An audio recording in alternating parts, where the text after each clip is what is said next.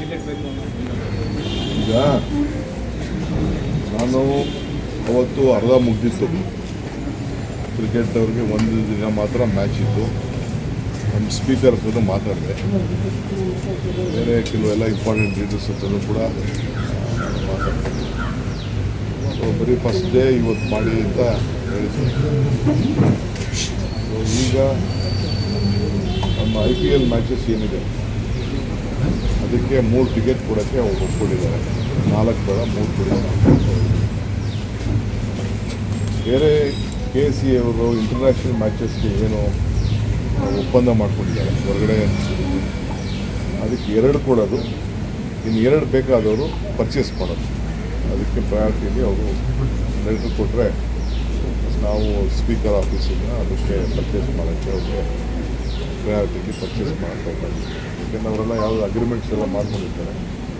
ಅದಕ್ಕೆ ಎರಡು international matches 2 ಮಾತ್ರ ಕೊಡೋದು, 2 ಮಾಮೂಲಿ ಅವರು ಎಲ್ಲರೂ ಪರ್ಚೇಸ್ ಮಾಡಿಕೊಡುತ್ತೆ. ಅದಕ್ಕೆ ಅವರು RCB ಅವರು ಬಂದಿದ್ದರು, ಮ್ಯಾನೇಜ್ಮೆಂಟ್ ಅವರು ಬಂದಿದ್ದರು, ವೆಂಕಟೇಶ್ ಪ್ರಸಾದ್ ಬಂದಿದ್ದರು. ಎಲ್ಲರೂ ಕೂಡ ಮಾಡಿ ಇಲ್ಲಿಗೆ ಕ್ಲೋಸ್ ಮಾಡ್ತಾಯಿದ್ವಿ.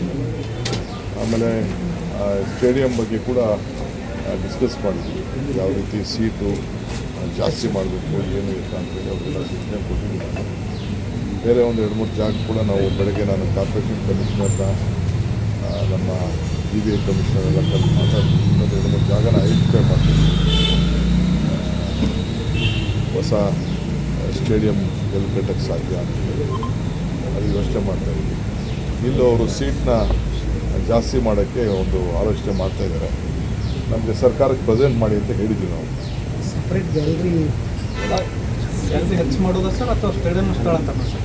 ಸ್ಟೇಡಿಯಮಲ್ಲಿ ಸೀಟ್ನ ಜಾಸ್ತಿ ಮಾಡೋಕ್ಕೆ, ಆಸನಗಳ ಸಂಖ್ಯೆ ಜಾಸ್ತಿ ಮಾಡೋಕ್ಕೆ ತಮಿಳ್ನಾಡಲ್ಲಿ ಬೇರೆ ಬೇರೆ ಕ್ಷೇತ್ರಗಳೆಲ್ಲ ಮಾಡಿದ್ದಾರೆ. ಒಂದೊಂದು ಪೋರ್ಷನ್ನೇ ಮಾಡ್ಕೊಂಡು ಹೋಗಿದ್ದಾರೆ. ಅನೌನ್ಸ್ಮೆಂಟ್ ಮಾಡ್ಕೊಂಡು ಹೋಗಿದ್ದಾರೆ. ಕೆಲವೆಲ್ಲ ಬಾಸ್ಗಳೆಲ್ಲ ಜಾಸ್ತಿ ಮಾಡೋಕ್ಕೆ ಹೋಗಿದ್ದಾರೆ. ಆ ರೀತಿ ಅವ್ರದ್ದೇ ಆದಂಥ ಕೆಲವು ಸಜೆಷನ್ಸ್ ಇದೆ. ಅವರು ಎಕ್ಸ್ಪ್ರೆಷನ್ ಆಫ್ ಇಂಟ್ರೆಸ್ಟು ಕರೆದಿದ್ದಾರೆ. ಅವ್ರ ಪ್ರಪೋಸಲ್ಸ್ ಬಂದಮೇಲೆ ಸರ್ಕಾರ ಕೂತ್ಕೊಂಡು ಅವ್ರಿಗೇನು ಪರ್ಮಿಷನ್ ಕೊಡಬೇಕು ಒಳ್ಳೇದು ನೋಡಿ ಮುಂದಕ್ಕೆ ಸ್ವಲ್ಪ ಇನ್ನೊಂದು 20,000 ಎಕ್ಸ್ಟ್ರಾ ಆಯಿತು ಅಂದರೆ ಜನಕ್ಕೆ ಅನುಕೂಲ ಆಗ್ತದಲ್ಲ. ಅದೇ ಇದರಲ್ಲಿ ಏನು ಮಾಡ್ಬೋದು ಅಂತೇಳಿ ಆಲೋಚನೆ ಮಾಡ್ತೀವಿ.